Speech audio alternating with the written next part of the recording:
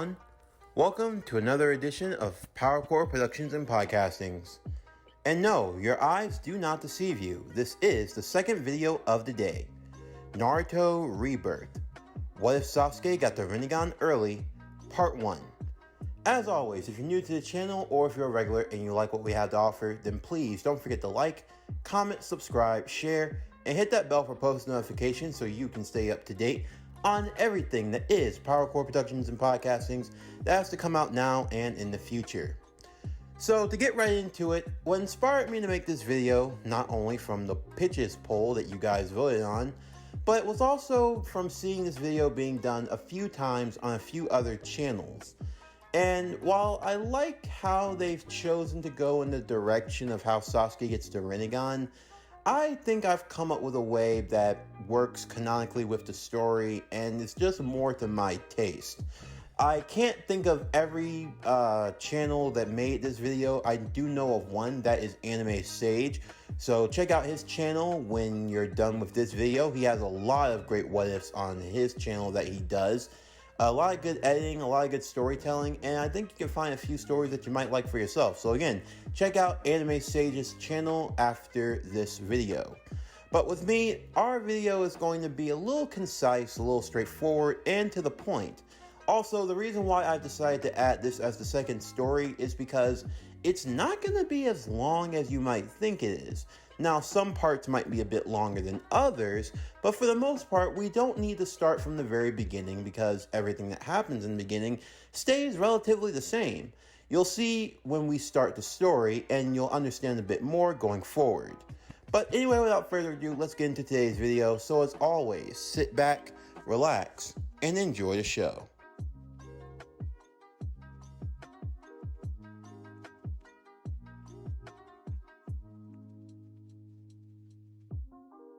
Our story begins in the land of waves, following the climactic battle on the Great Bridge.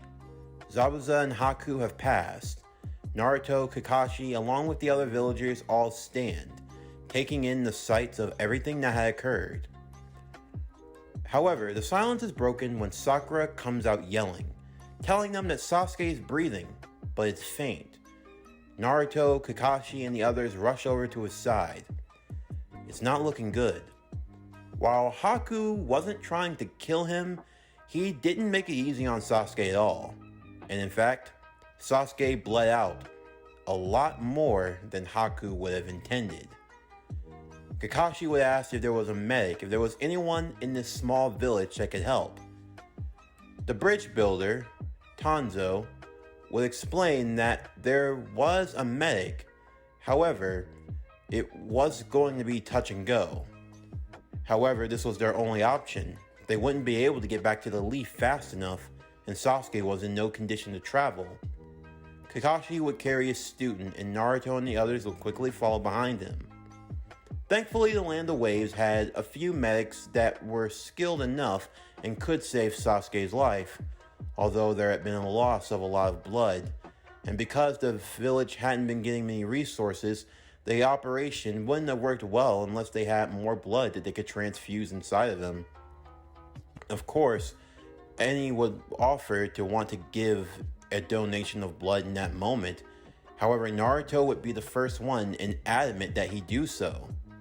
Everyone would turn to Naruto, and Naruto would explain that the only reason he was able to survive was because Sasuke had shielded him.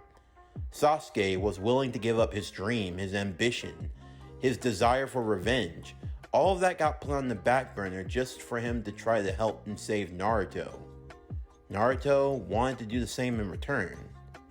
As such, Naruto would make the offer, and Naruto's blood would be used to help sustain Sasuke and save his life, as he was bandaged and was left in order to heal. Sasuke's condition would improve, but then seemingly get worse, as the boy entered into a coma-like state. No one knew what to do next, and Kakashi was making preparations to call for a medical team from the Hidden Leaf to come in case anything got any worse.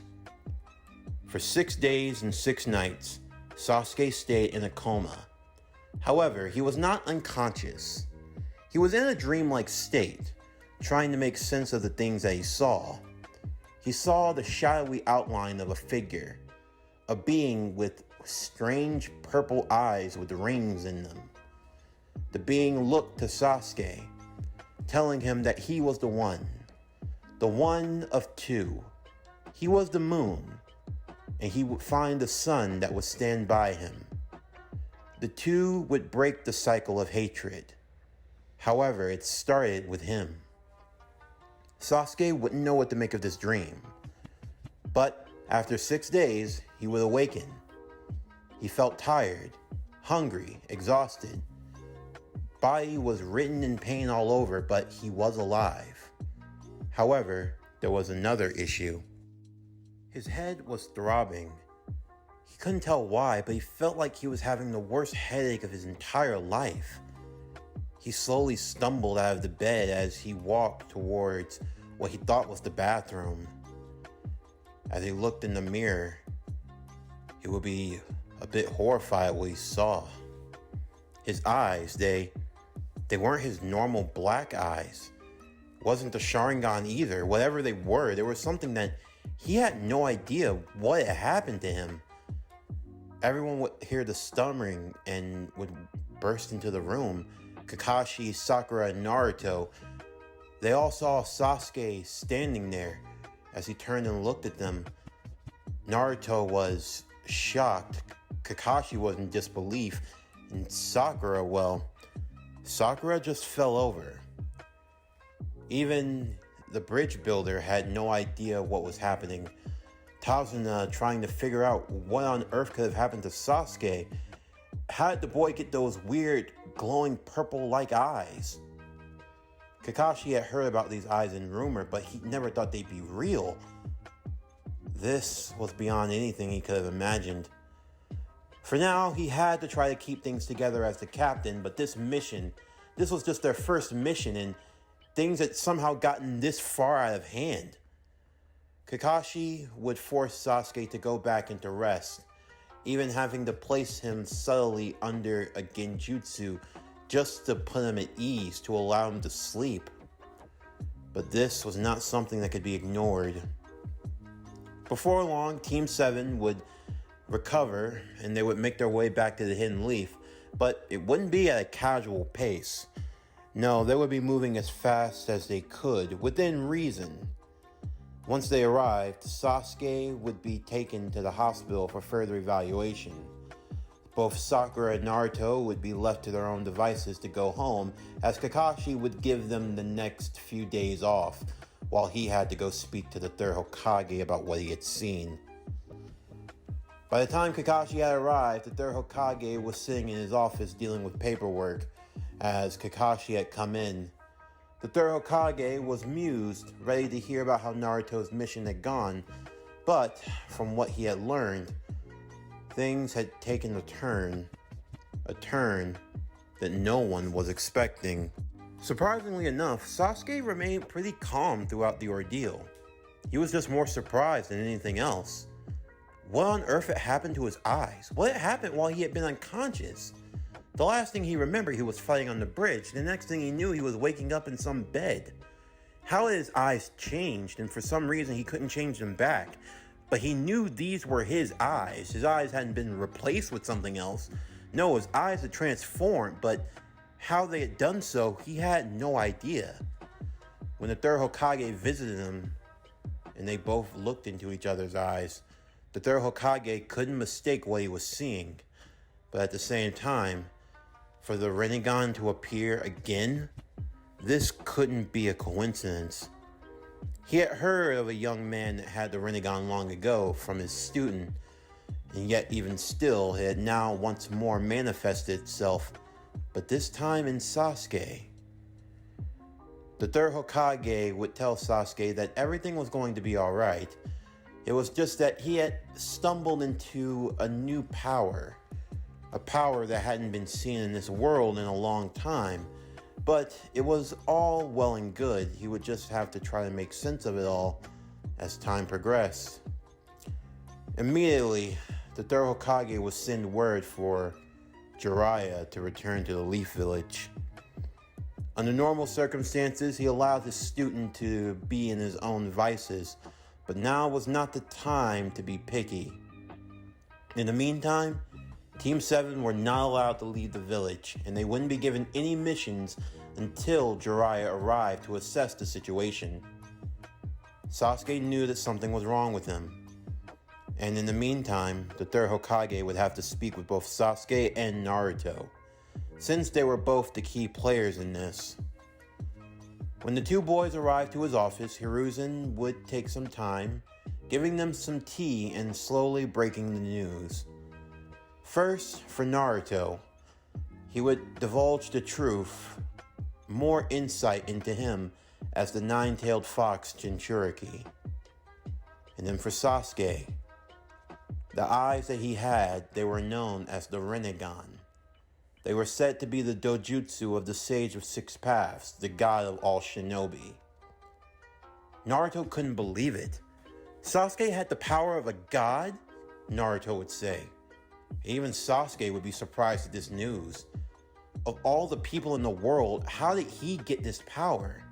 It didn't make any sense. However, when Hiruzen learned the details of what had happened, he would explain that he believed that the link might be between the both of them, the power of the Nine-Tails and now the power of the Rinnegan. Although what it could mean, he had no clue. In the meantime, before long, Team 7 would find themselves meeting together once again, standing outside of the training grounds. Before Kakashi would visit with them, Jiraiya would get to him first. It's been a while, Kakashi. Master Jiraiya, you've arrived, Kakashi would say. Well, when I heard the news, I had to see for myself. Is that him? Yes, Sasuke Uchiha. Ah, and that must be Naruto. He's the spitting image of his father. Indeed. But how did this happen, Master Jiraiya? I know for a fact that Sasuke never had the Rinnegan, and yet somehow it's appeared. Yes, and yet another Uzumaki is tied to it. Another Uzumaki? I believe you've heard the stories of the shinobi that I once trained back in the Hidden Rain village. It was said that he died some time ago, but the student I trained also had the Rinnegan. His name was Nagato Uzumaki. Uzumaki? Like Naruto? Yes, only more like his mother. He was a full-blood Uzumaki. However, Naruto was only a half-blood. But yet, even still, you said that this occurred after the boy had given some of his blood to Sasuke to save his life? Yes, that is the case. Do you think that it might have something to do with the Uzumaki blood? Potentially. It could even be an effect from the Nine-Tails inside of him also. I'm not quite sure. But still, for two Uzumaki to be so close to the Rinnegan, that can't be a coincidence. What are we going to do? For now, I'm just going to take the month or so to see what the children are capable of, to try to see what direction they're potentially heading in. I want to assist you in their training. Of course, I have to leave at the end of the month, but I won't be gone for too long, and I'll try to be back in time for the CHUNIN exams. I can already tell that you had intentions of allowing them to compete, didn't you? I did, but who knows if they'll even be allowed. Of course they will, especially with the two boys. They can't help themselves. Jiraiya would introduce himself to Team 7 and to Sasuke. He would explain why he were here and his title as the legendary Sannin, one of the Sannin anyway. Of course, they would also see his perverted side, so it was hard to imagine him being the legendary anything. When it came to Sasuke and trying to figure out how his Rinnegan worked, there were some things it could and couldn't do. For one, Sasuke discovered he had all 5 changes in chakra nature, and, just like his Sharingan, he could see chakra as a color. One problem was that he could no longer copy ninjutsu just by looking at it like he could with the Sharingan, but that was alright, because at least with the Rinnegan, he could still learn any jutsu, and now all 5 changes in chakra nature were open to him. When it came to evaluating both Naruto as well as Sakura, he was able to see promise in all of them. There were still 2 months before the CHUNIN exams. Jiraiya would only be here for 1 month. In that 1 month, he decided he'd work with them as a team, while Kakashi would go through their individual training in the 2nd month. Kakashi still assisting in both. For the first month, they would shore up their chakra control, as well as their tree climbing, but they would also learn warrior walking as well. At first, it was Sakura who found it easy, but now Sasuke was quickly able to catch up behind her, while Naruto still found himself lagging behind. Although for a much different reason.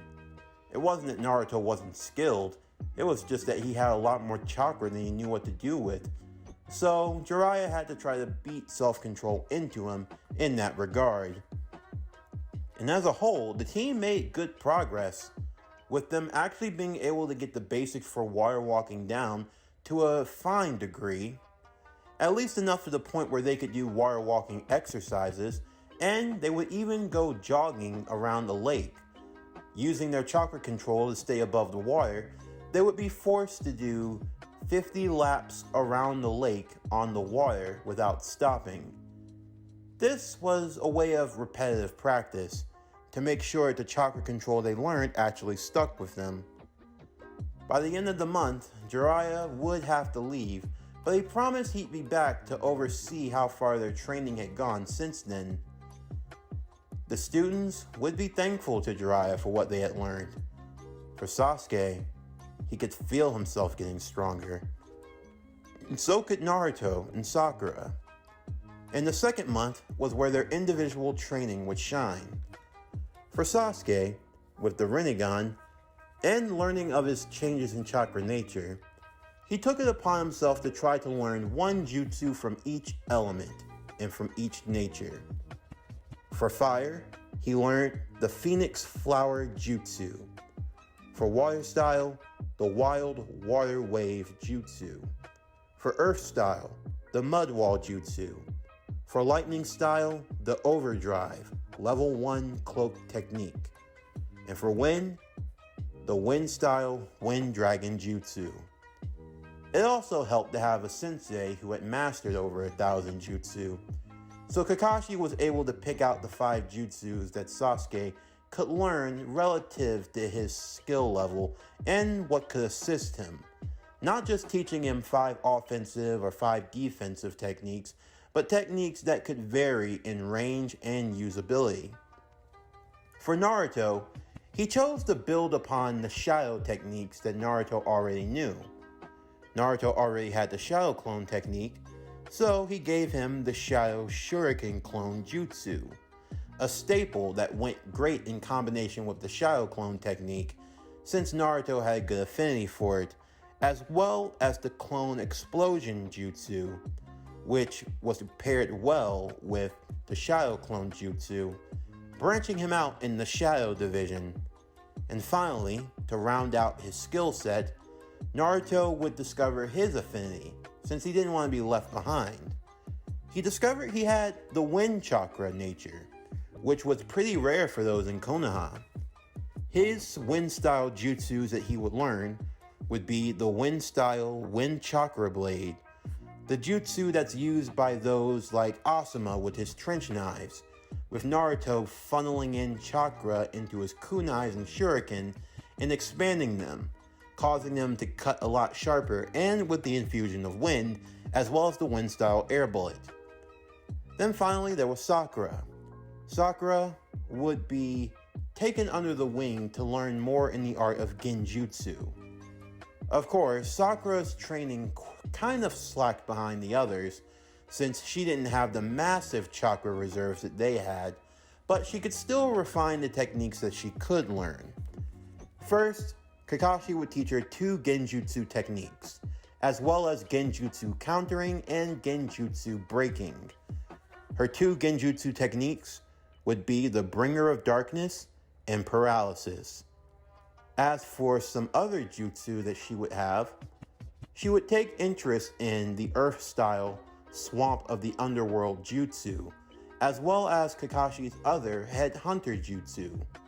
And finally, a jutsu that she had seen and surprisingly enough had the affinity for, the water-style Water Prison jutsu. However, unlike those of Zabuza, she couldn't maintain a big water prison for too long. It took almost all of her strength just to hold one regular water prison, which through her training, she trapped one Naruto clone inside. This is what she called Stage 2, the Body Dome. However, there was a variant of the technique that she could use effectively. This was Stage 1, the Head Dome. Essentially, imagine Sakura creating a bubble of water around someone's head, and as long as she maintains control, she can basically keep someone's head covered in water. Essentially, she should drown someone without needing a whole lot of water, as someone's head would basically be stuck in a water bubble that was filling up with water, not allowing them to breathe.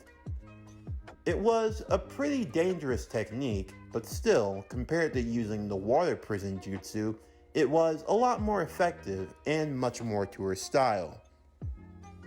Team 7 would progress rather effectively in their skill, Sasuke continuing to show prowess with the Rinnegan, as he mastered the techniques that he had been given, and Team 7 weren't too far behind. The same meetings would still occur as in the original timeline, with Gaara coming face to face with both Naruto and Sasuke, and to an extent, having a greater interest in Sasuke. From the start of the Chunin exams, the first stage, the written test, would still go the same as in the original story. Nothing here would change except Sasuke wouldn't be able to use his Sharingan to copy the movements of the proctors. However, he would still find other creative ways to cheat and to get the answers for himself. Naruto, despite improving in his ninjutsu, hadn't improved when it came to hitting the books, so he still blustered through, passing without answering a single question. The next stage, the Forest of Death, is where a few changes would occur. First and foremost, with Team 7 being much more skilled than they were in the original timeline, it would allow them to get through the forest a lot more effectively. When Sasuke went to try to retrieve a scroll for himself, he would come into contact with a girl, a red-haired girl with glasses. Under normal circumstance, Sasuke would have just ignored her and kept going, but a lot had changed for Sasuke since he had obtained the Rinnegan. It wasn't that he didn't have emotion. No, he was still the same Sasuke to a sense. He still had his goal that he wanted to achieve. Itachi had not left his sight, but he didn't obsess over it. He couldn't explain it, but he felt like a weight, some burden, some invisible force that just kept him down had been removed. Sasuke felt more at peace with himself, more tranquil. He still had his goal in mind, but for some reason, he could just think a bit more rationally. He wasn't so quick to give in to his emotions as he once was. As such, he actually showed compassion, helping the girl out. The girl revealed herself to be Karin Uzumaki from the Hidden Grass Village. Sasuke was surprised at the name. Uzumaki? Another one?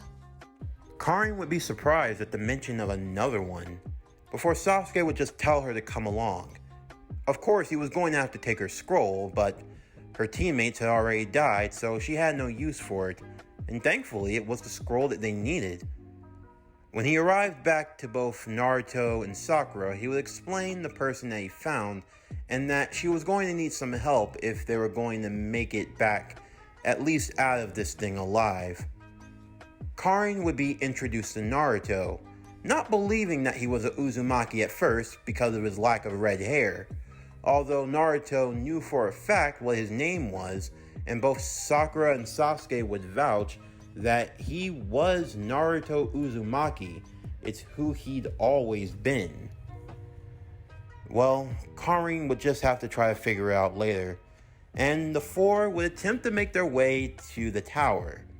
However, they would run into a major obstacle when another grass ninja would attack them, a female looking to try to get close to Sasuke, mesmerized at the sight of the Rinnegan.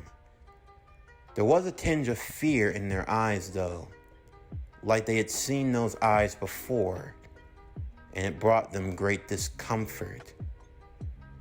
However, the grass ninja would launch in her attack against the group. Sasuke, Naruto, and Sakura working together, Karin staying off at a safe distance as she watched the three battle against the fellow grass ninja. They were able to hold their own for a good deal of time. However, Naruto was taken out, and soon it was left to just both Sakura and Sasuke. The grass ninja would extend her neck, attempting to try to bite at Sasuke for some reason, but Sakura stunned her with a genjutsu, pushing Sasuke out of harm's way, and in a weird twist of fate, ended up taking the bite herself. Seeing Sakura writhing in pain, seeing Naruto lifeless on the ground, it caused a great deal of emotion to stir within Sasuke. He held up his hand towards the grass ninja. He didn't know what came over him. He felt like a man possessed. He stretched out his hand as he yelled, "Shinra Tensei!" A great burst of force would send the grass ninja flying back for what seemed like miles, as Sasuke collapsed to the ground in pure exhaustion. Karin would be the only one around, the only one that could help Team 7. As the grass ninja slowly recovered, its skin would begin to fall off, showing the true face, the face of Orochimaru. Orochimaru smiled, but was horrified. He's just like him, a monster. All three members of Team 7 were unconscious. They were low on chakra, and they were beyond exhausted. Karin watched over them to the best of her abilities. However, surprisingly enough, there would be no attack. No. The sound trio that had originally planned to go after Team 7 were given new orders. They were not to get involved with them. Because, for Orochimaru, he knew it would be pointless. He'd just be sending his minions to their death. He could find better usage for them soon enough. In the meantime, Team 7 would slowly recover, Naruto and Sasuke from their chakra exhaustion, but Sakura was something different. Within Sakura's mind, she was having a nightmare. She remembered all those times she was picked on, all those times that she felt useless, all those times that she felt weak. There was a voice inside of her, a voice telling her that she was nothing, nothing without him. When Sakura awoke, she was not her usual self, her long pink hair flowing, a dark aura oozing around her. Around that time, both Sasuke and Naruto awoke as well, and they were able to try to get Sakura under control, but those markings, this chakra, from what Sasuke could see, it was terrifying. It oozed darkness and malice. Just what was wrong with her? It had to be from that snake, grass, ninja, whatever it was, whoever it was. Thankfully, they had only lost a day's worth of time, and they were able to make it to the tower with about 3 days to spare. Upon finding Kakashi and turning in their scrolls, Kakashi would immediately take Sakura and put a curse seal on her, still trying to figure out just how on earth Orochimaru of all people could have gotten into the village. He was able to suspect what he could be after. However, it must not have been as easy for him as he must have thought. Eventually, the time would pass, and the second round would come to an end. However, before they could move on to the finals, a preliminary match would have to be held with those involved, as even by their standards, too many had advanced, and the finals had to be a bit more polished. The same teams would advance as in the original timeline, and Kabuto would still drop out like before. However, like I do with all of my stories, the matches were randomized. And here's a brief overview of the prelim matches to give you an idea of how things turned out. The first match, Temari versus Zaku. Temari would get the win. Second match, Kankuro versus Shikamaru. While Kankuro and his puppets are definitely deadly and not to be trifled with, thankfully enough, Shikamaru was able to take advantage of the shadow created not only from the chakra threads, but also from the puppet and to Kankuro. He slammed his head against the back of the wall, and Kankuro was almost knocked unconscious. Kankuro could have progressed further, but he would see a signal from Baki not to give up his cover. Kankuro decided to bow out of the fight, and Shikamaru advanced to the finals. Next would be Misumi from Team Kabuto versus Dosu. Dosu would win and advance to the finals. In a sad twist of fate, Tenten would come face to face with Gaara. She would throw every weapon she had, but when it clearly didn't work and she had nothing else that she could use, she would have no choice but to forfeit. Gaara was about to kill her, but thankfully Guy stepped in time. Gaara advanced to the finals. The fifth match saw Rock Lee versus Choji. A battle of taijutsu, if you will, Choji using the human bulldozer to try to run over Lee, but Lee countered with a strong and powerful leaf hurricane, knocking him into the wall and knocking him out, with Rock Lee advancing to the finals. The sixth match was Neji versus Sasuke, Byakugan versus Rinnegan. Neji's ego would be shattered. Sasuke would simply be too overwhelming. Not that Neji wouldn't be able to get in a few good hits, and in fact push Sasuke on the rope to a few degrees. However, he just didn't have enough to overcome what Sasuke had to offer. Sasuke would win and advance to the finals. The seventh match was Shino versus Ino. Ino didn't have much she could do against Shino, and Shino advanced to the finals. The eighth match, by chance, was Kiba versus Naruto. Kiba already lost to Naruto like in the original timeline, and now facing a stronger version of Naruto would suffer the same fate. The ninth match would be Hinata versus Yoroi. Hinata, even though not being as perceptive with the Byakugan as her cousin Neji, would still have more than enough in her own capabilities to fend off against Yoroi, ultimately shutting him down with the gentle fist and getting the win. The 10th and final match would be Sakura versus Kin. It would be a battle of genjutsu specialists, Kin attempting to hide herself in the mirages using her Senbon to strike at Sakura. However, Sakura would dispel her genjutsu with ease, and, in a shocking, brutal display of strength, would overwhelm her with brute force. It got to a point where the proctor, Hayate Gecko, would have to step in, calling for the match, as Sakura would get the win and advance to the finals. With 10 shinobi left standing, the bracket would shape up as follows.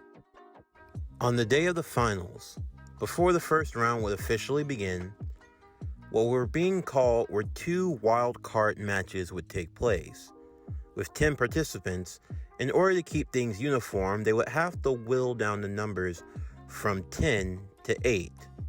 However, they didn't want to deprive the audience of the opportunity of seeing the 10 finalists. So, the 10 would draw random lots to determine who would fight in the wild card.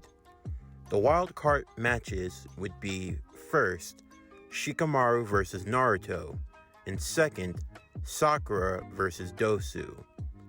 The winner of Shikamaru versus Naruto would face Hinata in the first round, and the winner of Sakura versus Dosu would face Shino in the first round, with the first round shaping up as follows: Hinata versus the winner of the first wild card match in Shikamaru or Naruto. Second, Rock Lee versus Tamari. Third, Shino versus Sakura or Dosu from the winner of the second wildcard match. And the final match of the first round would be Sasuke versus Gaara. The third Hokage would wish all 10 finalists good luck, as they would have 1 month's time to prepare, a chance to hone or learn any new skills that would be needed before the finals of the CHUNIN exams. For Sasuke, he was starting to itch with excitement. The possibility of facing off against a strong opponent like Gaara, as well as potentially facing others like Rock Lee or even Naruto. As for Naruto, he was looking forward to seeing what he could do. He could feel himself getting stronger, and he was ready to see what the next level had in store for him. However, there was one member of Team 7 that didn't share in the overall sentiment, and that was Sakura. Sakura had a real problem on her hands, through no fault of her own. Maybe through the fault of trying to be better, she now found herself in an even worse of situation. There was this thing that was now inside of her, a darkness that now linked her to the likes of Orochimaru. On one hand, she hated it. She hated this feeling. But on the other hand, she couldn't deny the results. Would she have gotten this far without this power? Without this confidence that it gave her? The voice in her head, the one she often thought of as her inner Sakura. But now there was something else. A voice of seduction. A voice of darkness. A voice that she knew if she followed, it could lead to her own demise. But at the same time, it could give her more than she could have ever have dreamed. Maybe now she could be on the same level as her teammates. And then there was Orochimaru. Things were not developing the way he wanted them to. His target was still Sasuke Uchiha. Now even more so because the boy had the legendary Rinnegan, and he barely knew how to use it. He wasn't anything like the person he once knew. And yet even still, he had to make his move. If he didn't get him soon, he would grow too strong and he'd never get the chance. Although honestly, between fighting Sasuke or fighting his brother, he wondered which was the real demon here. Orochimaru knew he had to act. He would have to take drastic measures if needed, but the preparations would be made. One way or another, he would not let this opportunity slip through his fingers. He would not pass up the opportunity to gain the power of a god. This concludes Naruto Rebirth. What if Sasuke got the Rinnegan early? Part 1. If you enjoyed today's video, then please don't forget to like, comment, subscribe, share, and hit that bell for post notifications so you can stay up to date on everything that is PowerCore Productions and Podcastings that is to come out now and in the future. Also, stay tuned for tomorrow's video, as we'll be continuing My Hero Academia Vows of Vengeance. What if Deku was a monster? Season 2, Part 3. But anyway, that's going to do it for the end of today's video.